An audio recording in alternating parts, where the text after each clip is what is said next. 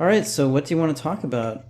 Well, I have a couple of things I could ask you. I don't know. They aren't like coherent, and they aren't they're like this philosophy kind of stuff, right? It's Okay. nothing to do with the real world or Okay. anything like that. Well, I was curious though. You said you're gonna your next video was going to be magic words. Yeah, What was the idea for that?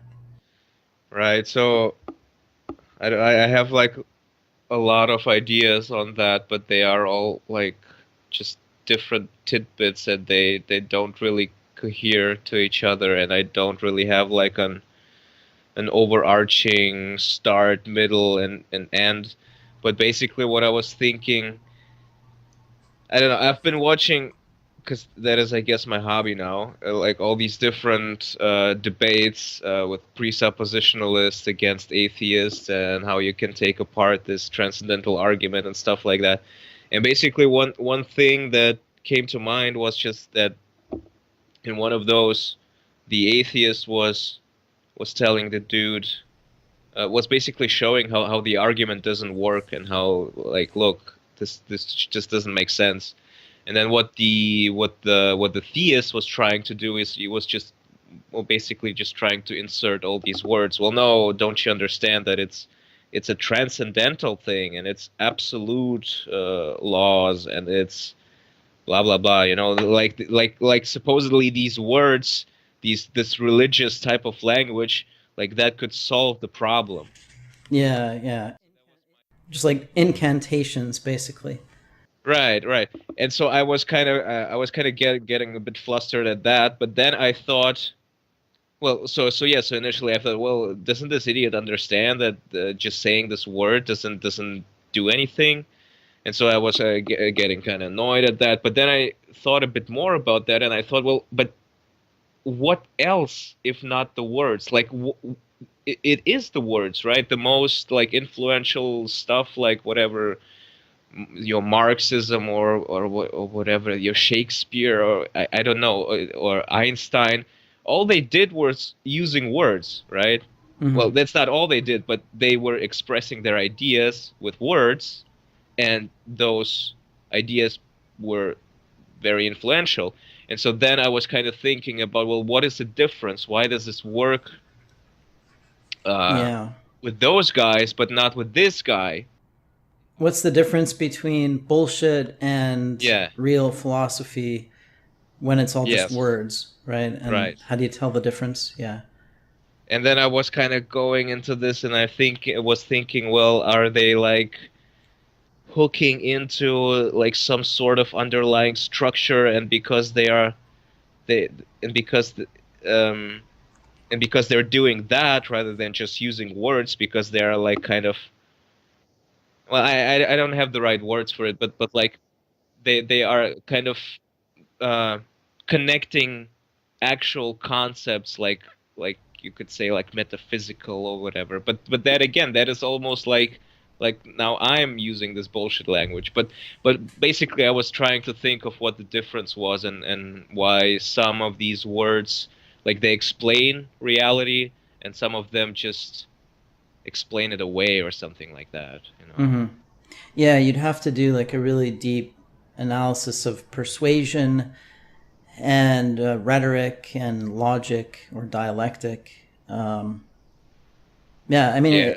and get into concepts. I mean, a lot of the weight of any of these things, any of these arguments, is in the concepts, right? And that's the point I made about God. That you pack so much into this one word, right? So maybe if you focused on that one word, God, and Hmm. you just focused on like how can this one word communicate so much, and how can this be the end of so many arguments, right? And this is the atheist critique of theism generally. It's just, look, all you're doing is you're going back to God along this regress and then stopping at God.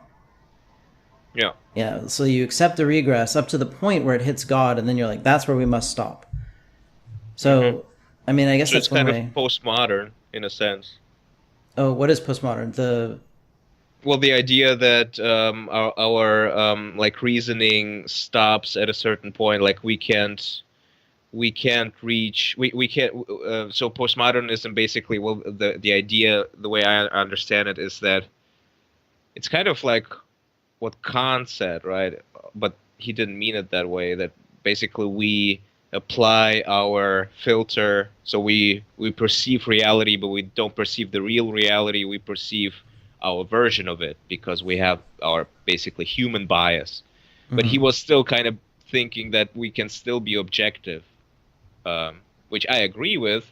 But then I guess over generations with postmodernism, it became, no, look, well, I don't know if they necessarily um, refer to Kant's idea, but just that they say, well, no, our bias makes it so that we all have our own kind of reality, and reasoning doesn't doesn't get us over the, like, it doesn't bridge the gap or something. Yeah, well, postmodernism is kind of a positive affirmation of nihilism, which doesn't really make a lot of sense. And it's also a tactical use of nihilism. So really, I think postmodernism is just tactical nihilism with a lot of verbiage Yeah. to make it seem like it's very similar to the religious arguments, but like they're defending something, but they're not defending it by saying you must believe it. They're defending it by saying that anything that you believe is completely open to criticism, right? So they use skepticism against you, but don't apply it to their own beliefs. Well, not necessarily, because they can reject like logic and arguments outright and then say that's why we don't give arguments for our position, because logic doesn't get you there. Yeah, but that's an argument for their position. Well, if you put it like that, yeah, sure. But if they just outright refuse to give an argument, then it doesn't, like, Yeah, that's but if more you of an outright, analysis of what they're doing, but they're not doing that outright. I think they are. I mean, I think they're trying to give, they're playing games. Yeah. The way you put it, where they say that, well, you can't, if you say that you all knowledge is relative or all knowledge is subjective. Yeah. Therefore, what? Right. Therefore, every position is as good as any other, and all you're doing is basically you are trying to assert that your position is better, but blah blah, you're just using force or something like that. Well, yeah, it's just a hidden, like, underneath it. They'll use a bunch of different critiques. One is that whatever you believe, it's just a means to power, right? So the knowledge is just a means to power, so we can reject other people's knowledge claims.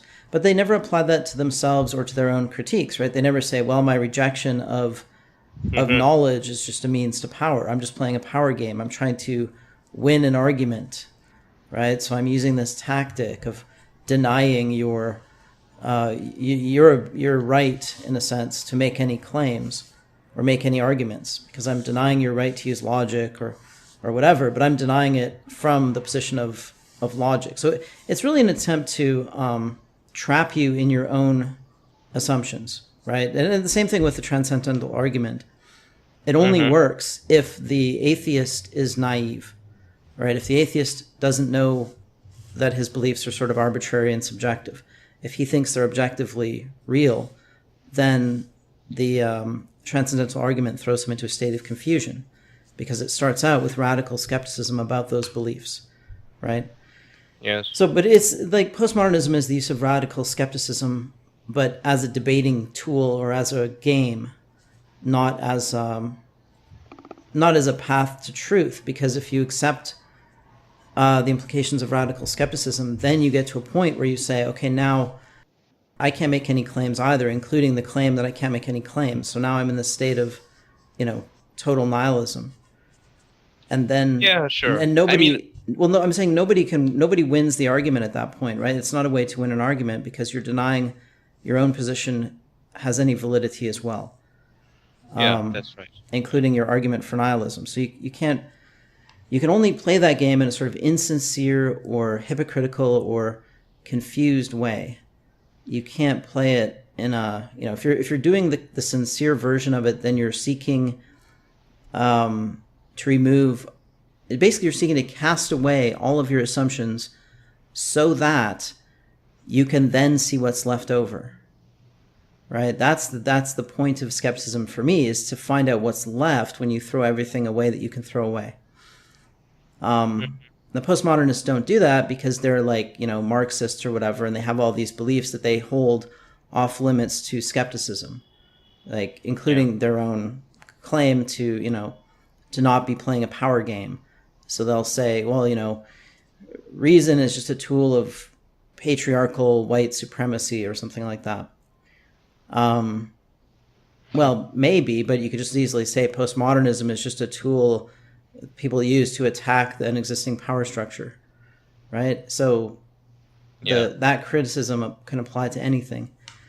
Well, I guess I was making a more general point, like not about debate or about debate tactics or about how you can use this against something else, but just that postmodernists say generally that truth is, you can't attain truth through logic, let's say, and presuppositionalists say you can't analyze God through logic because God is beyond logic, and God is also the source of truth. And so in that sense, they're kind of similar, because the ultimate truth, let's say, for them is, for both of them, is not attainable through reasoning. Yeah, you can think about it that way. I mean, they have in common the use of skeptical critiques of knowledge. Yeah. I guess they both use it to attack other beliefs. Yes. Yeah. But the theist version of that is to claim that God solves the problem, right? So I can use this against you, but you can't use it against me because I have this shield of God that protects me from any criticism. Yeah. And that's the big fallacy, right? That God somehow gives you this foundation or this certainty or this final authority over your beliefs, that the authority is coming from some external source. Yeah, and that was actually, the more I thought about this, I realized that this was the main reason for why this was so attractive to me, because I was kind of getting annoyed with all these liberals, or whatever, trannies or whatever else, like all of these people who just say, no, look, we can do whatever we want, and everybody is kind of has no real foundation to stand on, in a sense, because we're all just doing whatever. And now here comes Jay Dyer, who says, no, look, the Bible has the ultimate truth, and God created whatever, man and a woman, and that's how you can defeat the trannies. And then you can say, no, we can't just be liberal, we have to bow down to God, and we have to follow these commandments. And but that also like gives you this ability to, well, it doesn't really, because nobody agrees with you, but it seemed to me like that was a firm foundation to stand on at the time. And so I could just take that on and have kind of the truth on my side, so to speak. Yeah, there is a kind of juxtaposition between, I wouldn't say postmodernism, but between relativism and absolutism. And they're kind of like two sides of the same coin. So the absolutist says that I can believe this because there is this absolute foundation that is beyond doubt, right? That's that's basically the theist position, right? That I can end this chain of regress in God. God's the ground, the foundation, the basis. The relativist says there is no foundation, there is no standard of judgment that is objective or universal or whatever. Therefore, I can believe whatever I want. So it's two different ways of arriving at the same thing, which is I get to believe this thing, right? Yeah. So the relativist gets to believe it because your criticisms have no foundation, and the absolutist gets to believe it because they claim to have a foundation, right? So it's like one says we're not free, we're sort of obligated to believe this The other says, I'm completely free to believe it. And the absolutist is denying his own authority over beliefs, like his own autonomy, his own judgment, that he had to, put faith in, invest faith in this absolute foundation, that absolute foundation comes from him and its foundationness comes from him. What the relativist is denying is that there are innate standards, that we don't just believe whatever we want to believe. And he's also denying or he's ignoring that if he can just believe whatever he wants to believe, then he has no way to argue with anyone else. He has no way to say to anyone else, you should believe X, right? Because if we're radically free to believe whatever we want, well, then it doesn't matter, right? And so he might believe one thing one day, another thing the next day, and, so he's sort of denying the fact that he cares about this belief, that he's got some commitment to it, that it's not just a random thing, or it wasn't just radically free, right? That he didn't acquire it through radical freedom.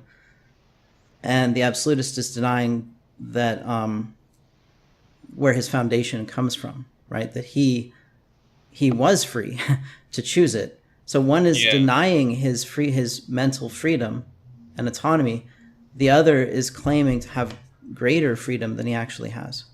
Right, and both are, but that's so, it's so interesting that now it is so obvious to me that both of them are basically deciding for themselves what they want to do, like what they want to commit to, and so the commitment is prior. It exists before, and they're both looking for post hoc rationalizations of it. Right, but like the locus of authority comes from the from the respective person who's deciding, I want to be a relativist or I want to be an absolutist, right? And so it's and this is like, well, now it is obvious to me, but it wasn't before. But it's almost like you're like, if you are deciding that you need a foundation, right? That's you deciding that you need a foundation. But if you can decide that for yourself, then why not just decide everything else?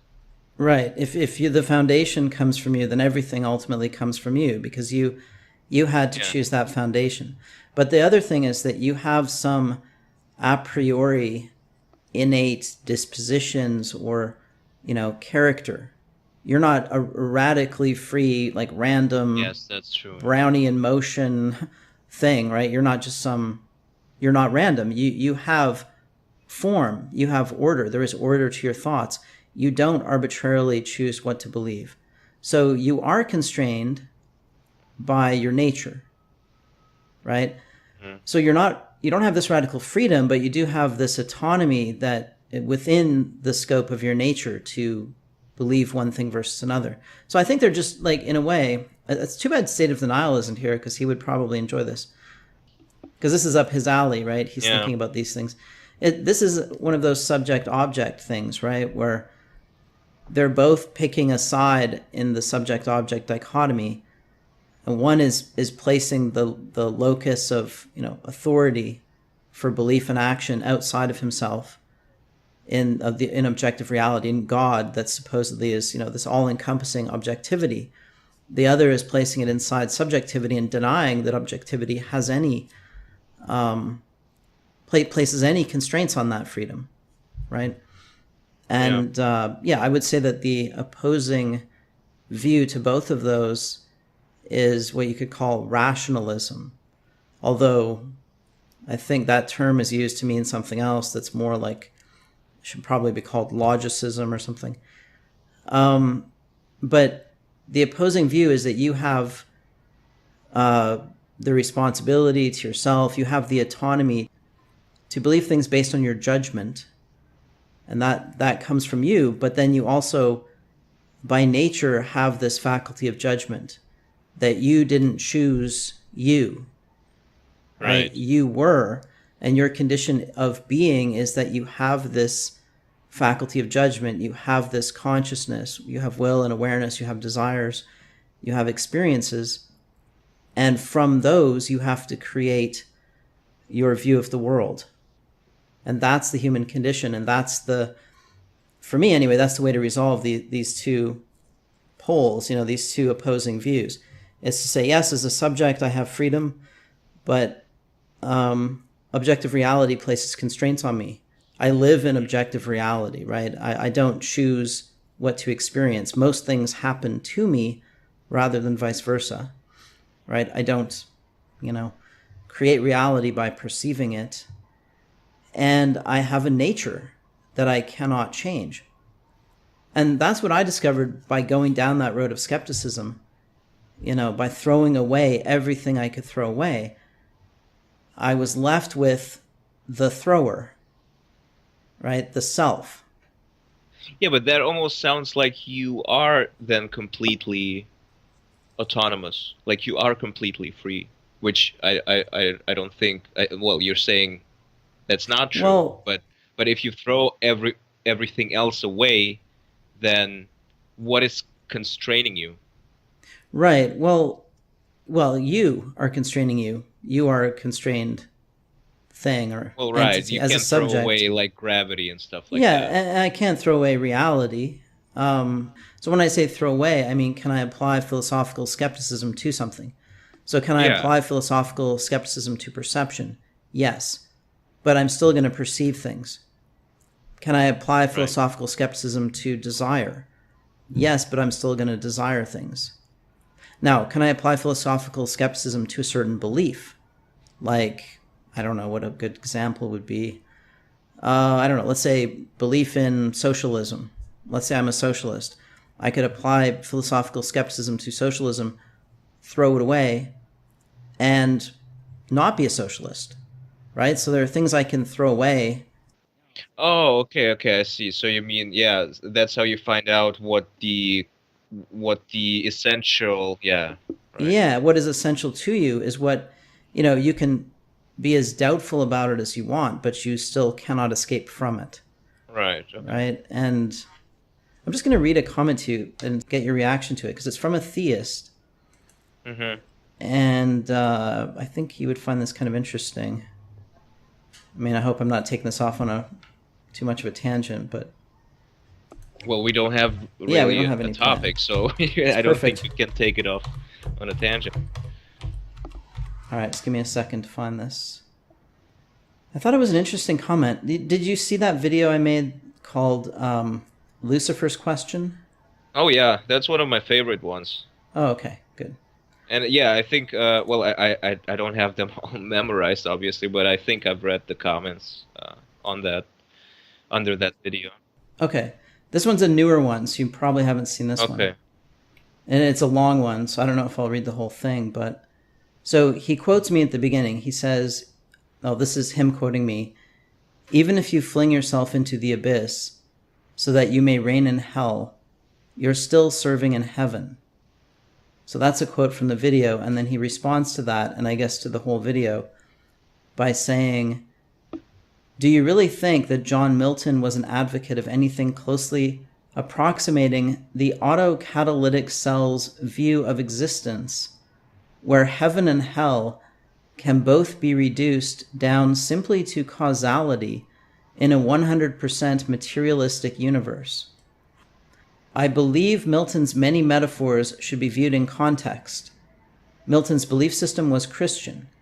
Although he was anti-organization when it came to church governance, his ideas on existence and purpose were always structured within a framework built upon the Word of God as a divine revelation of higher truth, and in brackets, metaphysical. Okay, sorry, this is longer than I remembered it. Anyway, I'll get back to what he said. He said, I believe your concluding statement here, which I have quoted above, is only relevant for a modern nihilist who views the human, animal, and our special environment as completely accidental and thus without any possible meaning. You see a beautiful, miraculous building, highly complex, with the ability to support sentient beings, but you don't see an architect. Anyway, then he goes on to ask all these questions about I guess, about the worldview, right? But his basic point, without going on, is well, it's the appeal to consequence. I'll just read a little bit more. He says, this is his first big question. Okay, he says, can there be any meaning as we understand the terminology without an anthropomorphized architect? Yeah. Yeah, I like it. I like it. I mean, it's a familiar topic, obviously, to me, but I like how he puts it. Like he doesn't just repeat stuff. Like I guess he came up with his own way of presenting it, which I think is good. Yeah, so his point, I guess, is, I mean, it's the point that we've talked about before, Yeah. but this is the condition of somebody like this guy here who is experiencing cognitive dissonance. He's experiencing doubt, right? He has faith in God, but he has had it pushed into his consciousness that God is a dubious proposition, right? That you don't Right. have to believe in it. And so he's sort of teetering on the edge of the abyss. Like, he doesn't want to fall into it. He's afraid of it, right? And, you know, when he says something like, can there be any meaning without an anthropomorphized architect? You know, you could ask the question, can there be any meaning with an anthropomorphized architect? And it's just the same question, right? But Right. it's that question that he's afraid of, but he's already there staring at the question. Like, it's too late to go back, right? Like, he's Yeah. already he's already sort of fallen into the abyss, right? That's right. Yeah. That's like in Mendham's point that you can't fuck with your own head, but you can fuck with other people's heads. How is it like that? I don't. Well, in that um, he was this guy who wrote that comment was exposed to these ideas, right? And now he is Oh in yeah, doubt, and he like maybe he was maybe totally happy and totally content with his and he probably an intelligent guy or whatnot, and he was happy with his God concept and the purpose and meaning it was giving him, but then he stumbled upon your video, let's say, and now you fucked with his head. Well, obviously, yeah, I understand that it's probably not the first time, like your video is not the first time he was exposed to this, but it's just that other people's ideas influence you, and yeah, like you said, you at some point you can't go back, really. Like you can try maybe to hold on, but yeah, I think there's always going to be that cognitive dissonance in the background. yeah. So what he doesn't want to do is take responsibility for his own beliefs or for meaning, right? Like, he wants to cling to this idea. I don't know. I'm not sure why I read that. I thought you might find it interesting, but now I'm trying to figure out how it actually relates to what we were talking about. Well, I guess what I took away from it is that it is this type of language that people like him, well, with these ideas are using, like they are trying to solve the problem by using language. I guess this is how it relates a little bit, because you can say, well, no, look, he created the universe, and that's why the universe has meaning, and you can use all of kind of poetic, flowery language. By him, I obviously mean God, and and this like almost like it's like, for example, I don't think that Milton would have written Paradise Lost if he didn't believe in God. That probably was a huge influence on him, right? And all of these great writers and poets and artists and I don't know, maybe even like builders, right? Who build all these cathedrals. They wouldn't have done that shit if they didn't believe in if they hadn't believed in God. Like Well, they, yeah, yeah, maybe. I don't know. Like, they had to believe in something, right? I don't know if the yeah. belief in God. I don't know Well, how much to credit it for, but I guess it's. that the way I see it is that, for example, let's say like the Parisian cathedral, what is it, the Notre Dame, right? Mm, Like that took probably. well, I don't know, 300 years to build or something like that. Like they wouldn't have done it if they didn't believe in this transcendent eternal goal that would always be there. And or even like a little church, right? That you build for, so your uh, grandchildren can pray in the same church that you're building in your village or something like that, because you believe that this is important. Yeah, Well, I don't. yeah, yeah. They need something like a religion, really, Yeah. or life just becomes, or life seems meaningless to most people, I guess. I don't know. I don't know how you replace it. Yeah, but then in a sense, but that's just words, right? That is in this sense, it is literally just words that give their lives meaning, because there probably isn't any of this stuff in reality. It's just words. Yeah, or it's words where they invest meaning, so they have a sense that Yeah. there's something really important in what they're doing. There's something really meaningful in this existence. But that sense is just an instinct. It's built into our nature because of biology, because that makes us reproduce. That makes us, you know, pass on our genes to the next generation who inherits that feeling that life has meaning and purpose, right? Yeah. So they have that feeling, but where do you put it? Yeah. That's kind of what it is. Like we have all these emotions, and like the modern world doesn't give us a place to invest some of these emotions. They're just left without anything to attach to. Yeah. It's like becoming faster and faster, where before it was like, let's say, slow, and even like you believe in God, and therefore reality has kind of this eternal aspect to it. But now it just becomes like Twitter and social media, and it becomes faster and faster, and you consume stuff, and you don't have children, and you're just like looking for the like how to fill the next hour instead of what's going to happen 3 generations down the line, something like that. Mm-hmm.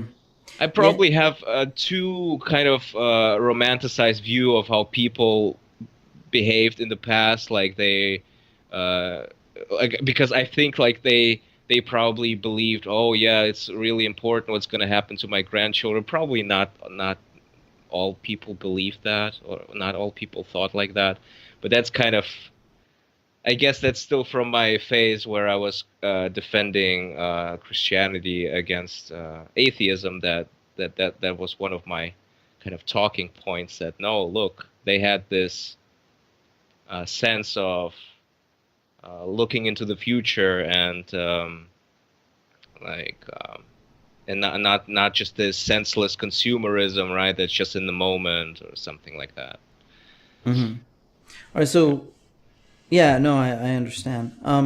So did you have questions for me, or just because I'm afraid we might drift off on a big Oh yeah. tangent? Well, I guess one of the questions is, so how am I wrong about deduction?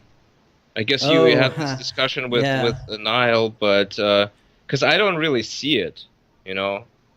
Well, give me your position on that. Well, okay, so I guess deduction is just how the world behaves. Like it's just the description of the properties of reality, kind of a thing. Like whether you use just the non-contradiction or identity or any of these laws or modus ponens. I like the modus ponens because it has like two variables, and Mm-hmm. so well, maybe I'll explain later in a moment. But so deduction is just you that's what we're stuck with, right? Yeah, I mean, I think that the idea, or not the idea, I think the method of representing reality in terms of conditionals, or you could say conditionality is built into the way we represent reality.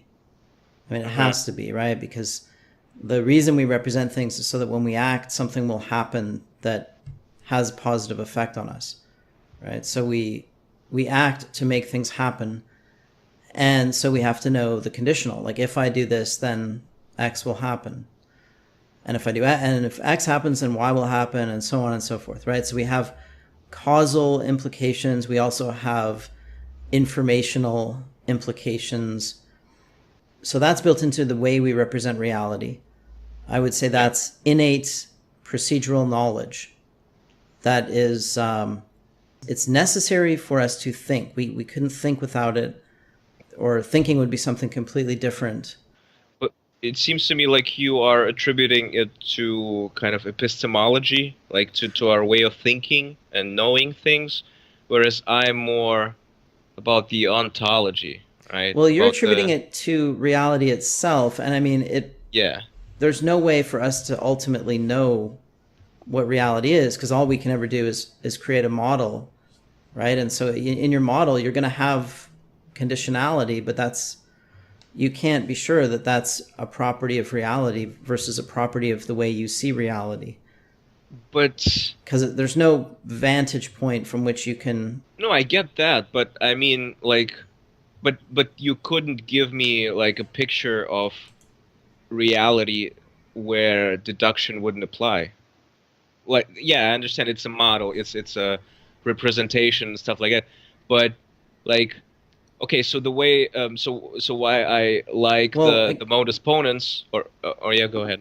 Well, I guess what I would say is that we can't distinguish between what is essential for representation and what is essential to reality. Right? Because there's no way for us to think about reality except through a representation. So we know something is not an essential property of a representation if it doesn't occur in all representations. Like if it's something that depends on circumstances, like the color.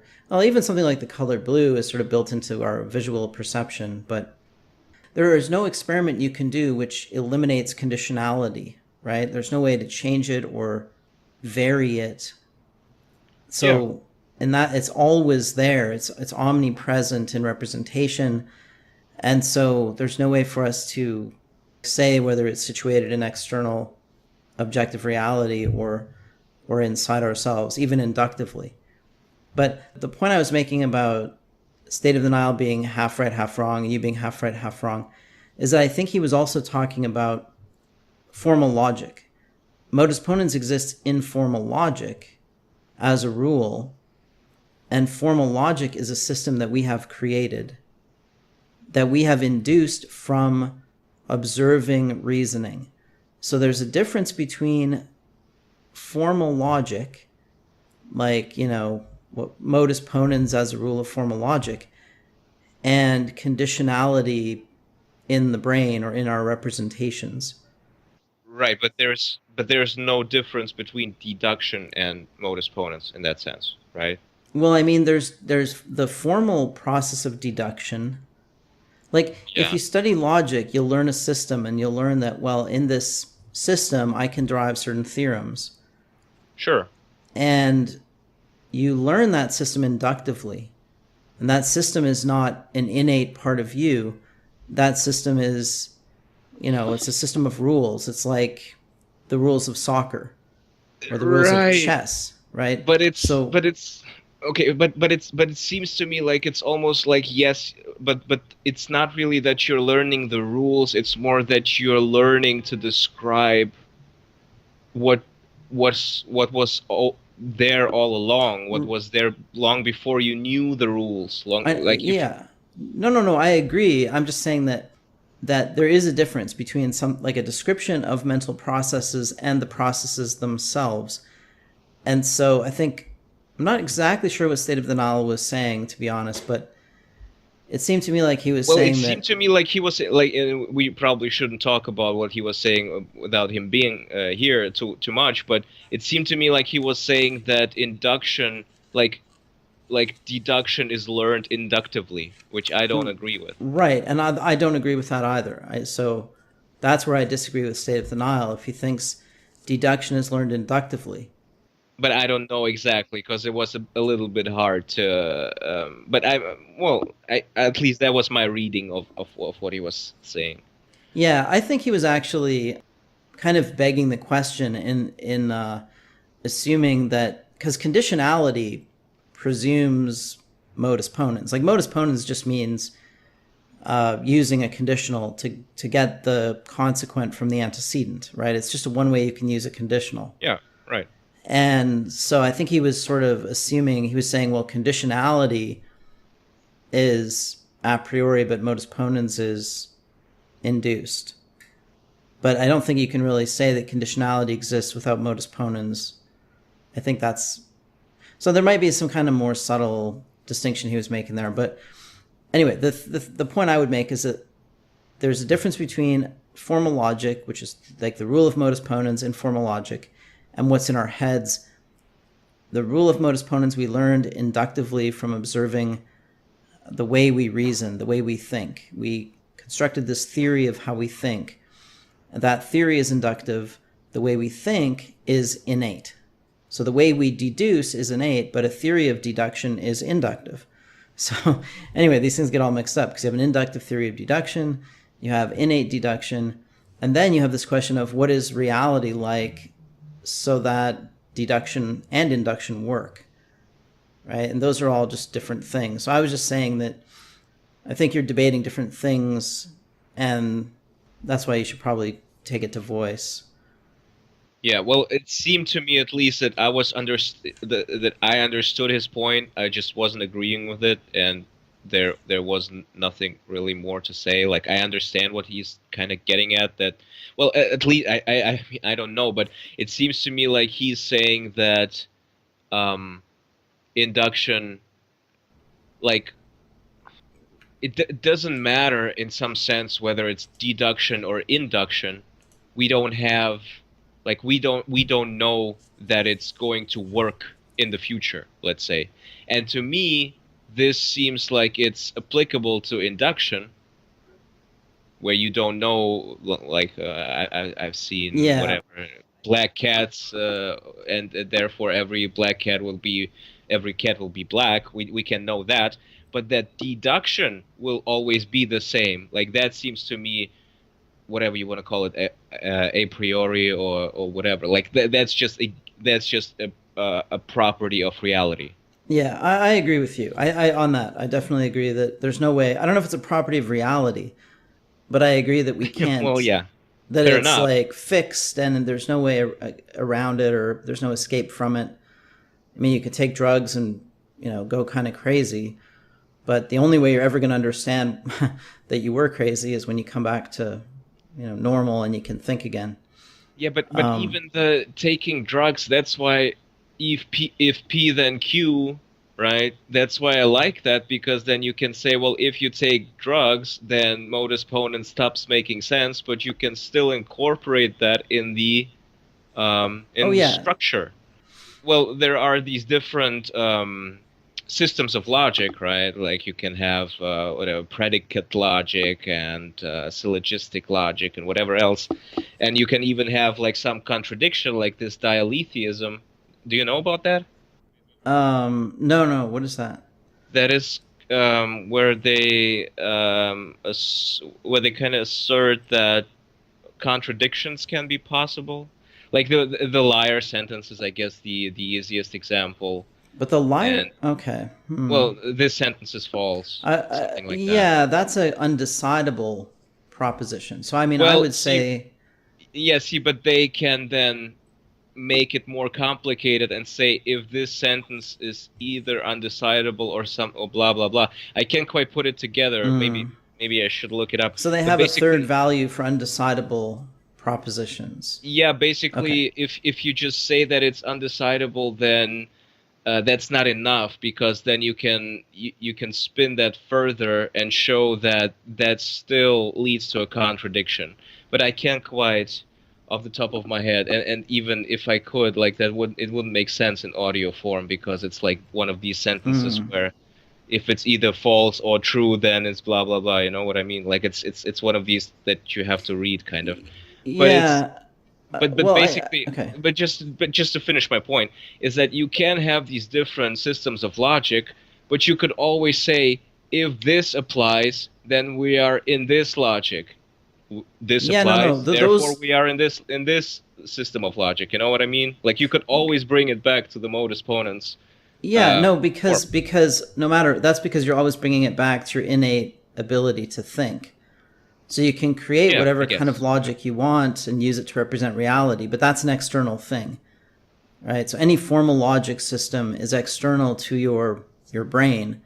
It's a system of rules that you can learn. You can choose one versus the other, but to choose it, you have to use your own judgment. You have to use your own ability to, reason inductively or deductively, and you have to judge it on that basis.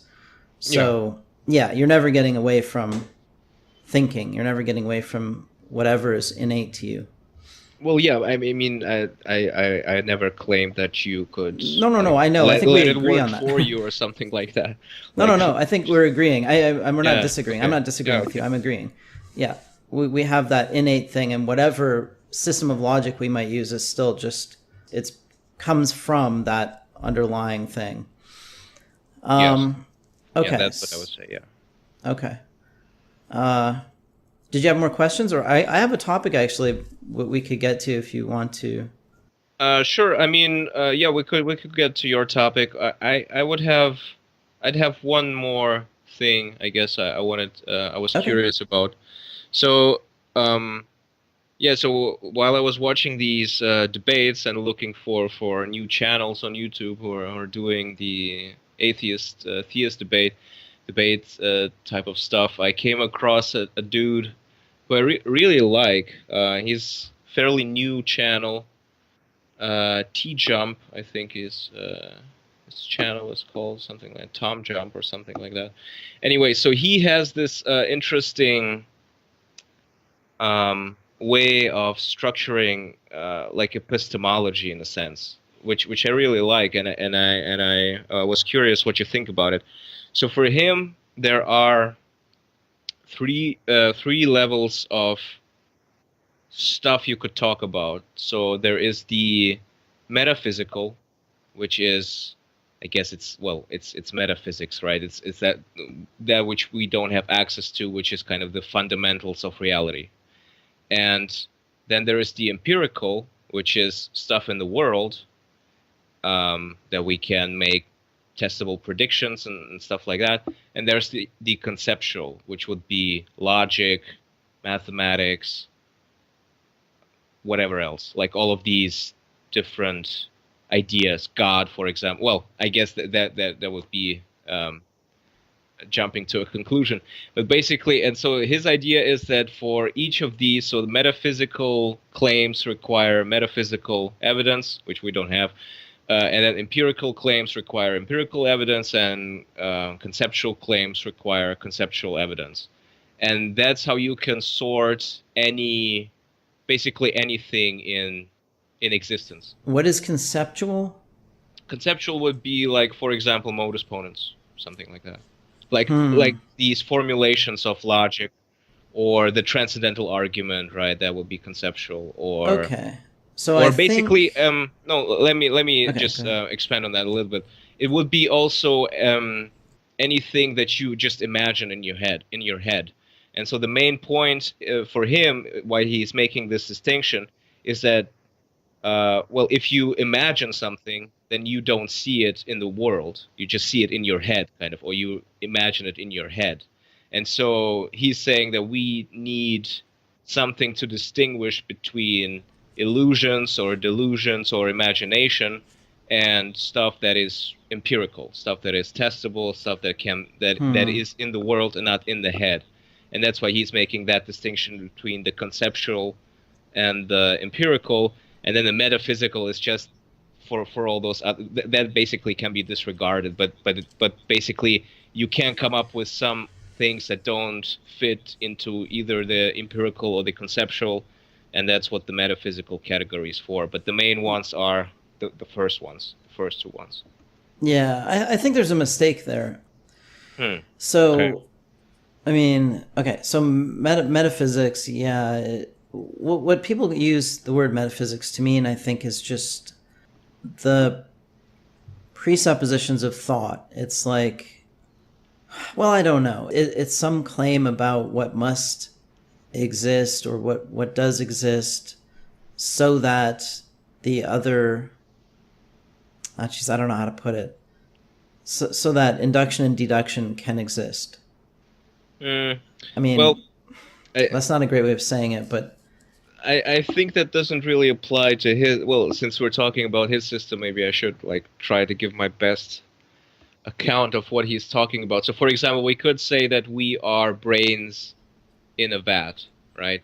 sure. That would be a metaphysical claim.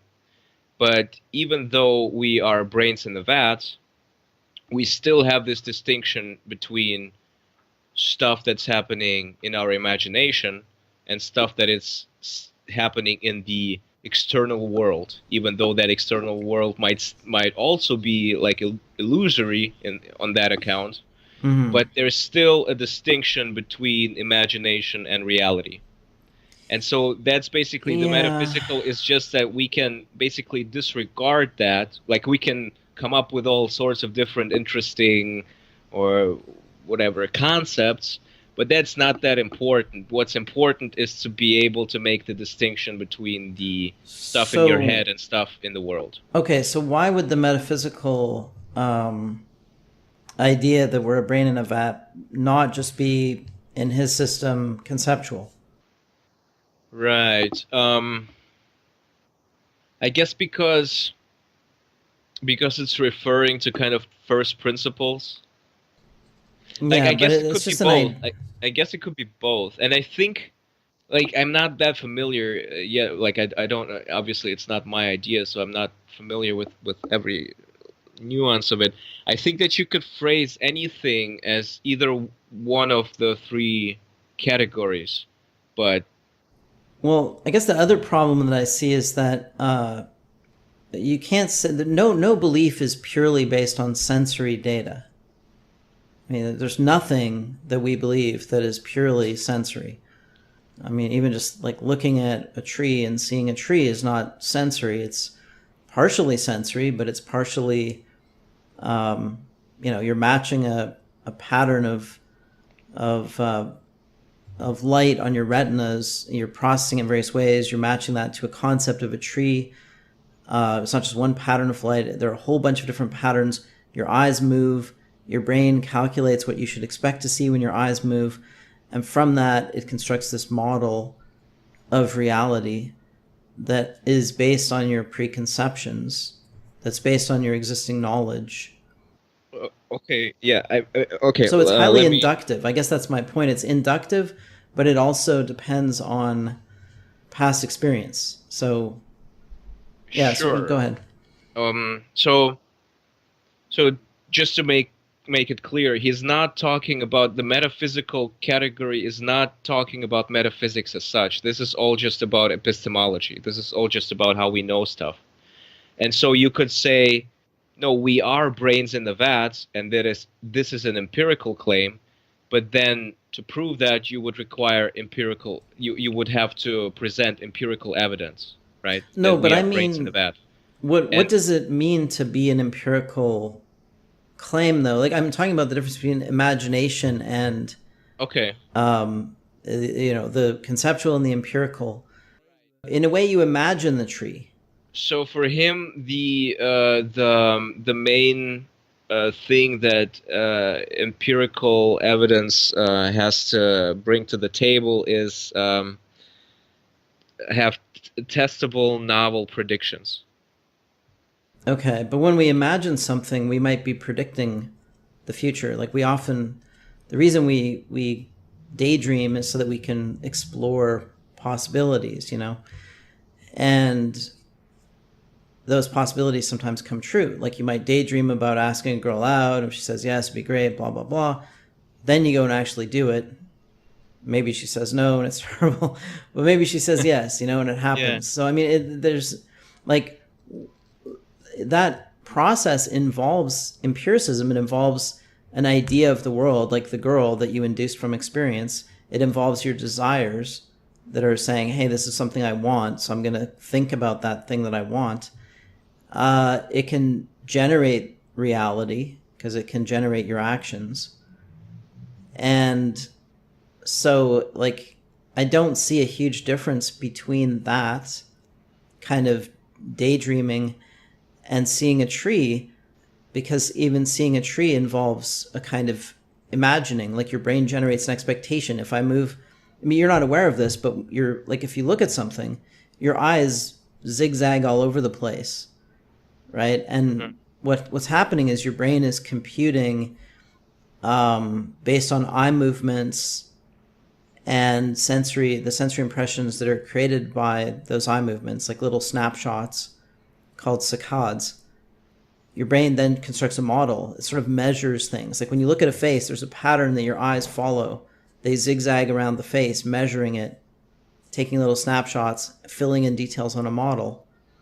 So in a way, you imagine the face. Like it's not like you saw every part of what you're experiencing in your perception of that person.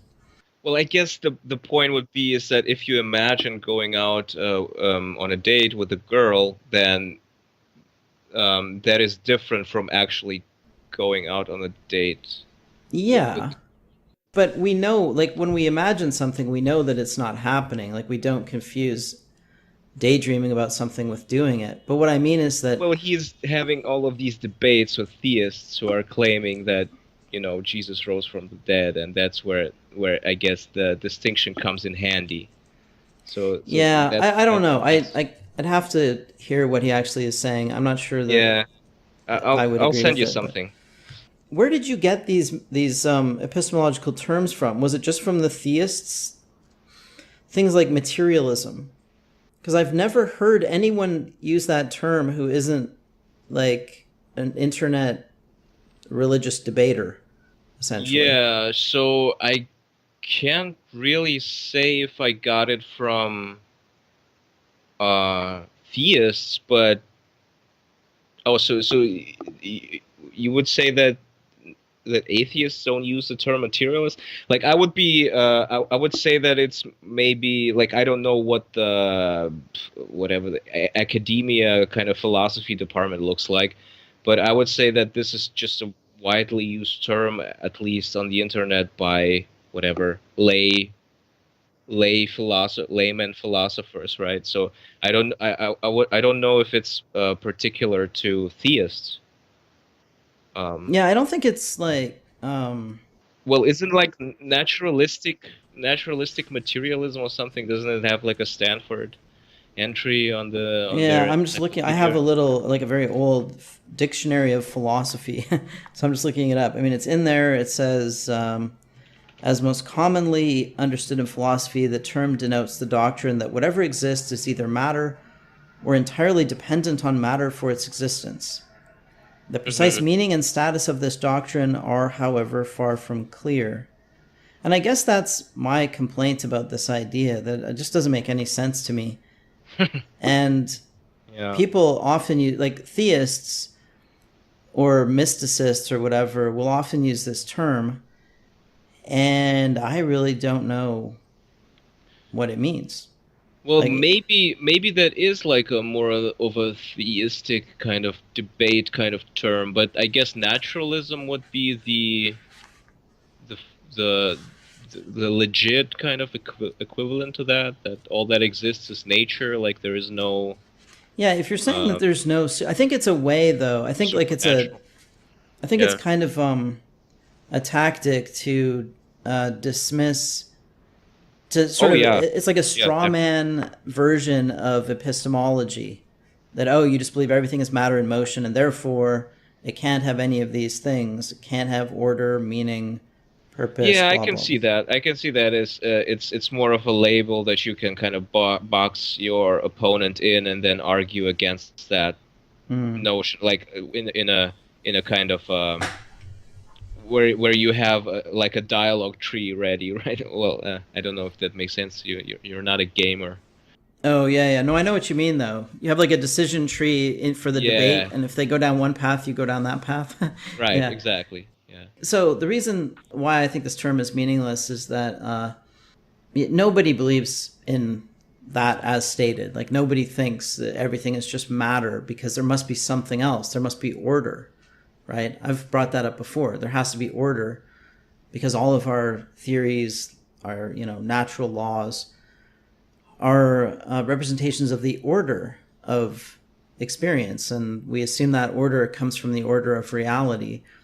So your basic, I don't know if it's epistemology or ontology, is going to include matter, but also order and energy. But order is not a material thing, Yeah. right? Yeah. I can definitely see that it's more of just a useful label for debate purposes. Yeah. So like, what are the other ones? There's Platonism, which is kind of weird. Well, I guess the you could say that materialism is like on the one side of the spectrum, then you have idealism on the other side, and then you have Platonism somewhere in the middle, where it's Yeah. where it's matter and also this other realm of ideas, right? No, no, you're right. I think that is a good way of thinking about it. But I think there's a fourth point here. It's not a triangle, and none of those three actually works. So, Oh yeah. I mean, Well, idealism doesn't work because it posits that everything is subjective. well, see, I don't know if that's because that's what I was about to say, but I didn't want to like strawman idealism because I think it might be actually more. Well, Well, probably at its bare, like at its core, that is what it is. But I think that it has actually, because if that's all it is, then I really don't see how it's useful at all, and I don't see how why it is, because idealism is a legit philosophical term, right? well, okay. So let me just go through let's just use whatever the definitions are that I like. Let's use the definitions that I think are correct, and we can always check Okay. them. Maybe they're not. I mean, I could just look it up here. I've got this dictionary of philosophy, but I'm pretty sure that it's this kind of strange idea that. Okay, I'll just read the beginning of it. A name given to a group of philosophical theories that have in common the view that what would normally be called the external world is somehow created by the mind. Yeah. And then it says idealism does not quarrel with the plain man's view that material things exist. Rather, it disagrees with the analysis of a material thing that many philosophers have offered, according to which the material world is wholly independent of minds. So, I mean, you could go down there are different flavors of it, but like one modern flavor is the many worlds quantum theory stuff, where everything that could exist exists, but you're on one pathway because you're conscious of it. So But basically, you would put everything. that into idealism? I Because think it is a modern version of idealism. Yeah. that Uh, seems kind of strange to me, because you only have access to one particular part of it. Shouldn't you have like access but to everything in but what idealism? that means is that reality, as we conceive of it, is just well, maybe it's a way of reconciling the two. Because like you could say the Yeah. many worlds are objectivity, but subjectivity is your path through existence. It's the world that you experience, and so that world, the one you experience, is subjective. Hmm. But okay, but let's go with the simpler version of idealism, which is just everything is mind. So Yeah. we have everything, and you can, I think, translate that to everything is subjective. Yeah. Then you can, on the other side, materialism is like saying everything is objective. Hmm. Kind of, I mean, it's not just objective; it's reduced down to matter. But a more, I think, more intelligent version of it would be like all that exists is objectivity. Yeah. Platonism is this strange attempt to reconcile objectivity and subjectivity by situating subjectivity in this like other objective realm. So Yeah. I Like think that's what yeah. the Platonic ideal space is. It's this space of representations, concepts or whatever. But Platonism doesn't make any sense either because it just doesn't make any sense. Like you couldn't have every possible concept eternally existing, like New York City in 1973 eternally existed. Well, that's not how I see it, though. I would say that there is just New York City, and it's and it is like at the state of its foundation, or when it was founded, and at the same time it's like in ruins because there's a nuclear war that happened and it was destroyed, and it's like, and all of that and all of the intermediary states of it like smushed together, like it's just all it could ever be, So you think the kind ideal of a form of thing. New York City is the totality of all of its I would say so, yeah. possible states? It's like a many worlds New York City kind of thing. Um, well, if you want to put it I like that, mean, then yeah, sure. including different hypothetical futures. Well, I mean, there isn't real, like, I don't know about hypothetical futures, but there is just the totality of everything that's ever going to happen to New York City, right? And that's what Hmm. the idea, that's what New York City is looks like, I Okay. guess, in the ideal realm. But I But mean, then, I'm not claiming like authority on this okay. on what I'm Well, saying.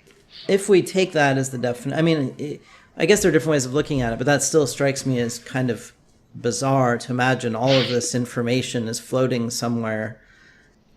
The problem they're trying to solve with that is to reconcile subjectivity and objectivity, right? That we are apart from reality, we don't have direct access to reality, and yet we can have knowledge of reality. We can have, theories, models, whatever, that predict the future. And so the Platonist way of I guess explaining that is to say that the the models existed before the things. The things are imperfect reflections of some ideal form that existed in this ideal realm, Yeah, right? And right. that we have some subjective access to this ideal realm. So we're partly of this ideal realm and we're partly of reality. Yeah, and it also helps to solve all of these kind of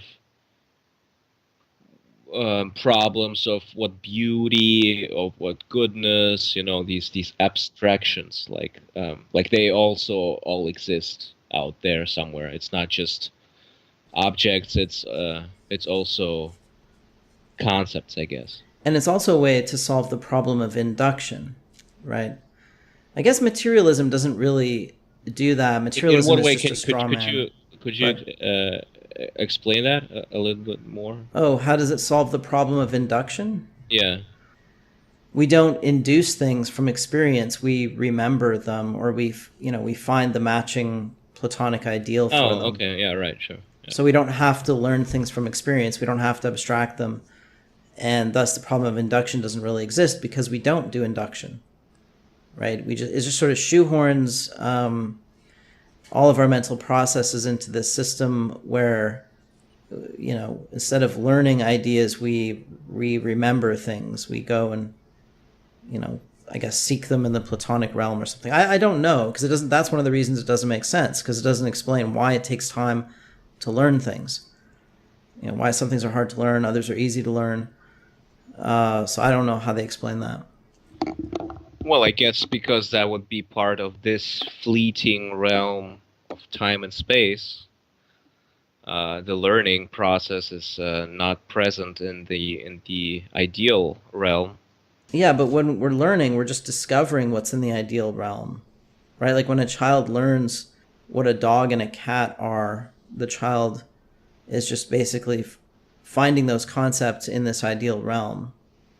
Well, yeah, I mean, yeah, sure. I mean, it's not even clear how those two realms are connected in the first place. Mm. Like, how do you have access to that other dimension? So what would the term be for an epistemology that isn't any of those things, that takes the subject object distinction seriously and says that we are subjects, we have a brain, we induce knowledge from experience by some mental processes that can Jeez. I can mean, be, yeah. Go ahead. well, that can be theorized about, that we can probably understand. So we're not discovering platonic ideals and we're not creating reality by experiencing it. We are learning from experience about the real world, but that knowledge fits into representations that are not the same as what they represent. Like that, to me, is the only epistemology that works. The only epistemology that gives you a view of what's going on when you're thinking, when you're understanding. It explains why it takes time to acquire knowledge. It explains the difference between the ideas that we have in reality, explains why we make errors. Mm-hmm. Well, I mean, I guess the closest thing that comes to mind is just naturalism, like just saying that all of these relations and well, matter, energy, brains, minds, right? They are all natural. So I guess naturalism. But yeah, I mean, you were asking me kind of for an Well, ism to I'm just your saying that, system, yeah, but that was our whole issue in the beginning, that I couldn't find one, right? You remember when I was trying to yeah. put you into a box, I wasn't really able to do that. I But know, but there should be a name for this because it's sort of, I mean, like psychologism. I don't know, because realism, I mean, I'm not it's all that not familiar realism. with all these isms. Like, I mean, I Yeah, know some of them, but cognitivism, I could be totally wrong. I don't know. It's like, because they are not all of them are referring to the same even area of philosophy. So some of them are like only about ethics and stuff like that, and it's kind of yeah. No, I'm not saying that there's a name for my system yeah, personally that probably I've is constructed myself, but neo-Hobbesian radical radical centrism. centralism. Yeah, no, I just think rationalism is a good term for it because it's just an attempt to make sense of the world from the position of a being that's floating in the abyss. I'm just Sure. looking up rationalism, but see, the problem with rationalism has been, let's see, there are a lot of false dichotomies, I think, in philosophy that are Yeah. confusing, but I guess rationalism means the belief that it is possible to obtain by reason alone a knowledge of the nature of what exists. See, they always have to make it like only this alone Yeah. kind of thing. And if they mean by reason alone that you're sitting in a room, like you're not, there's nothing empirical about it, then Yeah, that's false, right? So if you're that's saying, Mary, the color scientist, right? Are you sorry, that's what? familiar with that? The Mary, the color scientist thought experiment, No, no, what is that?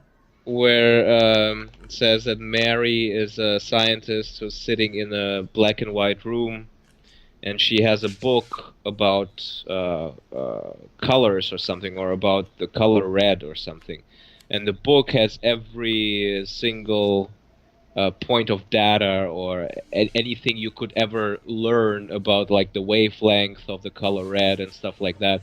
But the point is that she has never seen the color red, and then she uh, Oh, at some point the door opens and she steps out into the world and she sees a red apple, and can she learn something new about the color red after studying it for whatever 30 years in her black and white room, you know? yeah. Of course, even then, though, I don't know if that's exactly an illustration of rationalism because she had a book that she was learning from. But obviously, she wouldn't be able to match the Yeah, ideas in I the book guess, yeah. Yeah, to the visual experience of red. yeah, it's supposed to be it's not necessarily about rationalism. It's more about like the qualia thing, right? Yeah. Does it make a difference between what you experience and what you well, Well, I would the say words absolutely experience is, because yeah. Well, yeah, I think you get what the point is. yeah. No, no, I understand. It's like the Chinese room thing in a way Yeah, too. yeah, All right, so it says about empiricism, usually defined as the thesis that all knowledge, or at least all knowledge of matters of fact, as distinct from that of purely logical relations, is based on experience. See, I agree with that, but I think it doesn't come from experience. It comes from experience plus mental processes, so plus induction and, deduction, whatever, like the right. whole package of mental processes that we are endowed with by evolution. That's what extracts knowledge from experience. And I think all knowledge is empirical in the sense that it's all about what we experience. It's all about emotion, sensation, and action. Yeah, It's but not a see, someone like Jay Dyer would say, well, what about the claim of empiricism itself? Where do you find it? Do you find it under a tree, under a rock, somewhere in the forest? no, you induce it from experience, because that is actually how you arrive at it, right? You're experiencing all these things and you're trying to figure out, what am I? And you're like, oh, I'm a little empiricist. I'm a brain that's in Yeah. a skull that's empirically figuring things out. So it's just another model, and it does depend on experience, because without experience, there's nothing to think about. There's no data to explain, right? Yeah, that's right. So I think all knowledge is of experience, but certain aspects of knowledge, like the rules of deduction or conditionality, temporality, things like that, are built into the way we represent the world. But they're not. I think there's a mistake that the rationalists make in thinking that that's a priori knowledge. Like you have in your brain a little rule of modus ponens or something like that. Yeah, It's a priori procedural knowledge. It's built into the way you think, but you still have to learn or discover this idea of modus ponens later. yeah, that's right. And I didn't mean it like that, because I said a priori earlier. I can never say that right in English for some reason. A priori. A priori. Okay, I don't know. I might be saying it wrong, because it's not something that comes up in conversation usually. So yeah, exactly. But just that, yeah, I don't think that you have like a pre-programmed or programmed part of your brain or your DNA or whatever that says modus ponens. But it's just that, well, you're gonna stumble upon it sooner or later, kind of thing, because it's just there for you to discover. It's just like, I don't know. Well, I guess we talked about deduction, induction earlier. We don't have to. all right. So did you have more questions, or do you want to talk? I got one thing. I'm just curious about your opinion on. Oh no, sure. I mean, I think I've kind of asked everything I was curious about.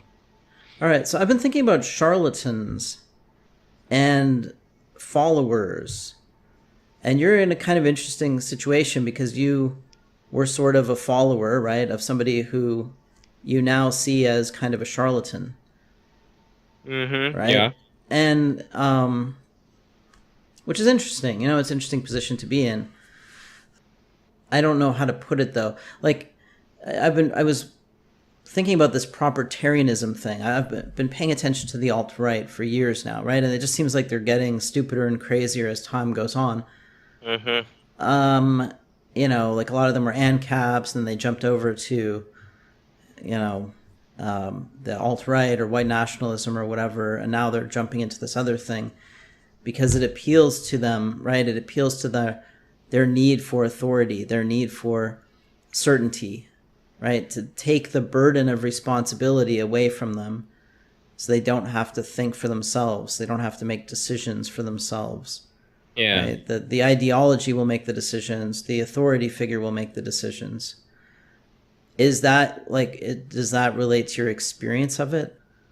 Like, I'm just trying to understand what's going on in these people's heads, right? Like when they join these movements, they're getting something out of it. Part of it is the feeling of belonging to a group, and that they can claim higher status for being part of the group. But I think also part of it is that they're handing over some authority over themselves to somebody else and saying, okay, now you tell me what to do. I don't want to think for myself. Right. Well, so for me, it wasn't about joining a movement. Like, I was always, I don't know if critical is the right word, but I never liked the alt-right. Like, I thought that they were just, it's hard to say, like, they're not all stupid, because I would say they are on average more intelligent than many other movements, let's say. So it's not that they're stupid, but it's like it's just, well, just on a purely a personal basis, I didn't like the whole white nationalism and stuff like that, you know. So for me, it wasn't about, I don't like movements as such. Like, I'm not really I don't feel this need to belong to a group and to kind of hold up a flag or whatever. Like, I never liked sports or anything like that, you know. Like, oh, my team's got to win or something like that. And movements never really appealed to me. So for me, it was more about the knowledge. So I was following well, Jay Dyer for the reason that he had just a ton of information that was concentrated in one place, right? Mm. And I liked the way he presented it and stuff like that, and that appealed to me, and I was learning a lot, and also a lot of useful stuff. It wasn't all just I don't know, like a facade or religious theology, right? It was lots of it was about philosophy, the history of philosophy, just even the basics of philosophy, because I never had like a holistic picture. So that was helpful. I thought that he provided me with that, and so in a sense, so I don't even know if like follower, like maybe like I don't have a problem with saying that I was a follower of his, but it wasn't like tell me what to do, Jay. Like, tell what are we gonna like where are we gonna protest next or something like that. It No, was no, more I of know. a, Yeah. yeah, I mean, I don't know. We followed each other on Twitter, and he was cordial enough to respond to some of my questions and stuff like that. And so, yeah, it wasn't really it isn't really comparable to the old right or something like that. Well, there are dumb. I mean, there are dumb followers, and there are people who just want to be in the conversation. You know, but Yeah. the dumb followers are definitely the majority of people out there, right? That just want Well, to sure. hand over their autonomy to somebody. Yeah, I was reading some comments by JF's followers, and God, some You of them are shouldn't do just. that. Well, I was reading some on my channel, but also I was watching his stream, and like some of these people are just retarded, like they're just really Yeah. stupid, right? And you know, he must have some charisma that draws them in. That they're not there for the ideas because there's no way these people can understand the ideas. Like JF is not stupid, and some of the things he's talking about are fairly abstract and intelligent. Hmm. But he's drawing in this huge following of dumb people who I think are vicariously feeling that they're smart Oh by yeah, being associated with him, right?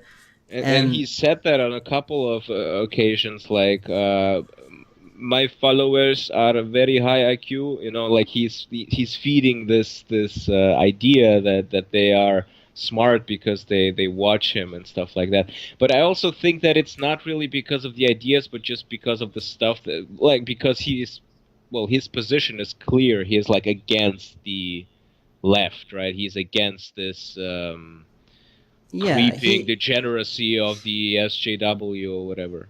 no, yeah, he's playing to the crowd. I mean, and I agree with being against the left and being against the Well, yeah, SJWs and all that. We me all too. do, right? Yeah. But I mean, like we could take another example, like Jordan Peterson, who came out against this, you know, insane requirement that people refer to trans people by the pronouns that they want to be referred to, like this insanity around the trans thing. Well, yeah, it's a kind of free speech issue or like compliance issue, like comply with our demands and Yeah, the demand is kind of it's ridiculous, and it's sort of there's this hysteria about that movement. But so he came out against that, and that got him a lot of support, right? But then he's sort of doing these self help things, and that's an example of a cult of personality, where yeah. he gives his followers the feeling that he's on their side, right? And that seems to me like a key thing with all of these people that attract these large followings. Sure. They communicate to their followers, I'm on your side, I'm on your team, and that makes the followers like them, and that gives them the support. And then they have this pretense of being very intellectual. And then this kind of relates back to your words are magic thing, because they have some great work, like maps of meaning, or I don't know, like Stefan Molyneux with all of his weird anarcho-capitalist theorizing and stuff, or JF with his revolutionary phenotype, or J. Dyer with his transcendental argument and Orthodox Christianity and all that philosophy stuff. It seems like there's this pattern of people who have this stuff that's sort of intellectual but falls apart on close inspection. Like if you actually analyze it, it falls apart, but it gives the pretense of intellectualism. Yeah, and it's a kind of a package deal, right? It can be presented as, this is the stuff that you have to take on, like that you have to believe in. It's not like, here are some tools and now figure it out for yourself or something like that, but it's more of a holistic kind of package, and then it's easy to identify with.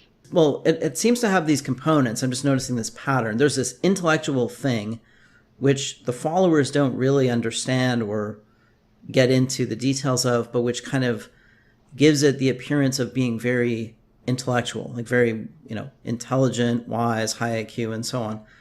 Then there is the appeal to simple issues, right? Like, I'm on your side on these issues. And that's the real appeal for most of the people who follow it, that, oh, here's somebody on our side, right? And then, and of course, the charlatan communicates their affection for the flock. They have all these ways of relating to them. I got to thinking about this because of this propertarianism thing, right? Which is, yet another one of these things. Yeah. So there's that intellectual component, which is a facade, I'd say, most of the time. Mostly fake, some intelligence in there. These people are not stupid, but they're not looking for intelligent conversation. They're looking to, they're just looking for support. They're looking for followers. And the followers go to them because they communicate with them in this much simpler way. Like they communicate with them emotionally and in terms of these shared values. But I mean, like you said at towards the beginning, we all need something to believe in, and so you can't really do without this. Like I was thinking, well, what if we just throw all of this stuff away and just be rational? But I don't think that's going to work. I don't think that's feasible. We need these kind of identities. Yeah, well, the reason is that thinking is hard. Yeah. I mean, it's really hard. So, and, what people can't understand philosophy, they can't think philosophically. Most people can barely think one step removed from something that they can see and touch. So, getting them to think about abstractions is hopeless.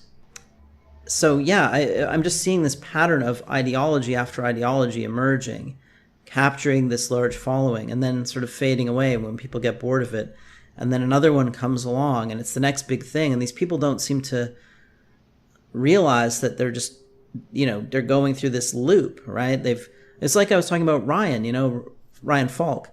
Yeah.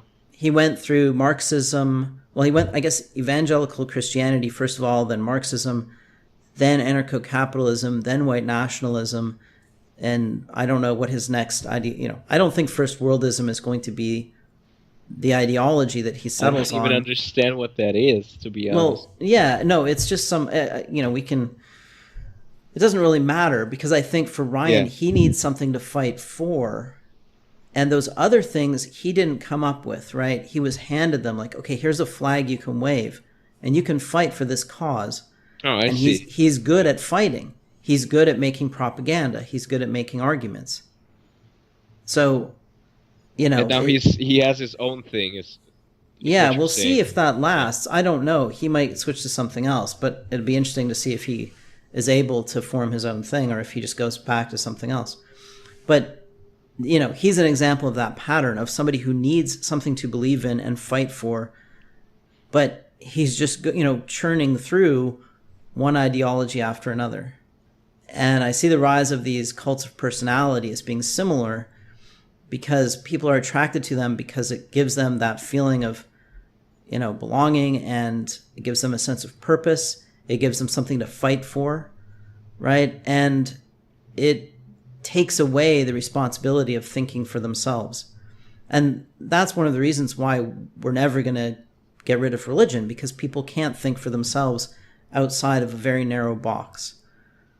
So religion puts them in the box and it makes them feel comfortable because it takes away the responsibility of thinking about what do I do with my life, you know? Yeah. And Yeah, and I sure. think that's Well, also that's why leftism, which starts out with liberalism, which is like ultimate freedom, rationality. That's why that's why liberalism degenerates into leftism. Because yeah, most sure. people Yes. Yeah. cannot be liberal, they cannot be rational, they cannot think for themselves. So they quickly turn it into some kind of religion in which it's just opposition to the status quo kind of thing. Like just invert values rather than thinking for ourselves. Yeah, and they also don't have like a safeguard against that because liberalism is just, yeah, do whatever you want, man. Yeah, liberalism, I mean, well, it doesn't just do whatever you want. It has this idea of rationality, but it's not very realistic about human nature. Well, yeah, So, sure. I mean, you could like quibble about that, but it's about at least trying as many things as you can, right? It's like, whoa, we don't know what's the best. Maybe we can find something better if we try something out or something yeah, like we that. should be empirical and we should think.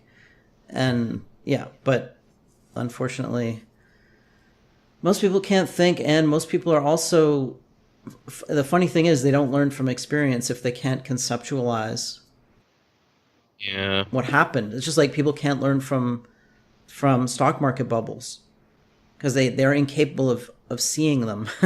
Like they go, like we went through one bubble after another over the last few years, and it's like people could not see the pattern. you Well, it's know even on a much smaller scale. It's like all of these outrage stories, right? It's just something. Let's be outraged about this, and now let's be outraged about this, and it's like it's just you're just along for the ride, and you don't notice that the last outrage story is completely forgotten now, or whatever, or yeah, the second to last, and now you just have something new to occupy yourself with, and it's just and it just keeps happening, but you feel like, or at least that's what I imagine, what they feel like is that each one of these stories matters to some degree. Like that this is really an important cause, and they're just outraged and mad about nothing. yeah, people are going through these little cycles over and over again, like we were talking about last time. Yeah. People are just circling around these things, and they don't know what they're doing, and the cycle doesn't go anywhere, but they're just addicted to one thing or another. Yeah, I don't know. It just seems like everything is getting crazier, and I don't know how much longer this can go on, like this sort of mounting insanity in the world, in the West especially. Because I don't see this just as business as normal. I think things are getting crazier and crazier, Yeah. and in some ways more rational too. Though, like there's more discussion going on because of social media, but there's also more hysteria, more insanity. So it's an interesting time.